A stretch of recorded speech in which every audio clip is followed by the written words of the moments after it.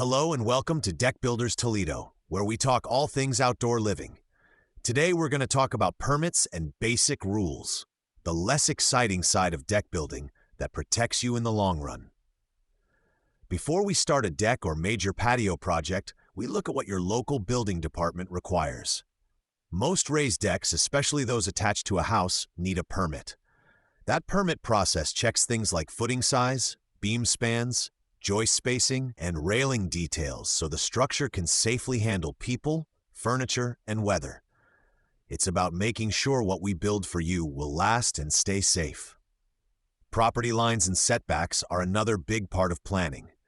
Your city or township will usually have rules about how close a deck or covered structure can be to your lot lines, and sometimes to other features like easements or utility lines.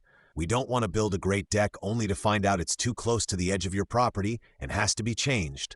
We also consider height. Once a deck is above a certain level off the ground, railings become mandatory, and the railing height and spacing must meet code. Stairs have rules too, from tread depth and riser height to the need for handrails. These details may sound small, but they're what keep you, your family, and your guests safe every time you use the space.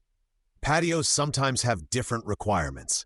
A simple ground-level concrete or paver patio may not need the same permits as a raised deck, but local rules vary. Adding a roof, pergola, or outdoor kitchen can change things quickly, especially if we're tying into the house, running gas lines, or adding electrical circuits. Materials are part of the conversation too. The code cares about how framing is built and how decking and railings are attached.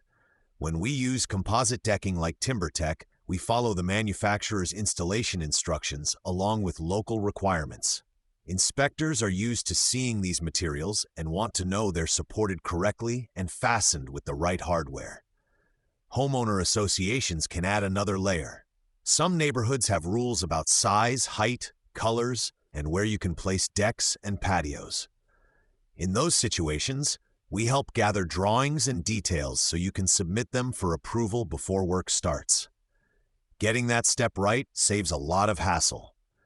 If you're thinking about tackling a project yourself, it's worth at least checking with your local building department to see what's required.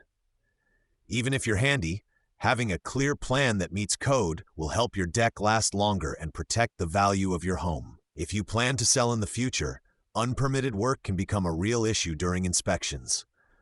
You can reach our team at 419-574-4799 or visit toughdeckbuilderstoledo.com if you'd like help with a deck or patio project and aren't sure where to start with permits and rules.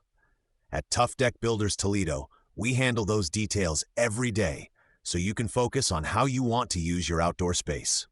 Thanks for listening to Deck Builders Toledo. If a new deck, patio, or pergola is in your plans, let's make sure it's built right on paper and in the yard. We'll talk again in the next episode.